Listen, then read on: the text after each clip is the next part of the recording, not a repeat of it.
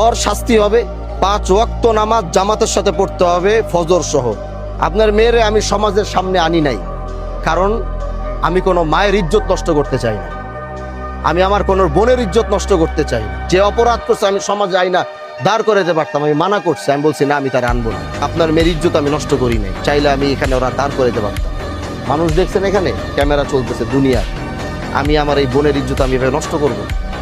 সে ভুল করছে। আমি এটাই বুঝাইতে চাইছি যে প্রকৃতভাবে দ্বিতীয়বার আল্লাহর কসম করে বলতেছি, দ্বিতীয়বার যদি আমি এইরকম আরেকটা কথা যদি আমি আপনার মেয়ের নামে আর জীবনে শুনবো, এটা তরে শুদ্ধ আমি এখান থেকে খেদাই গেল।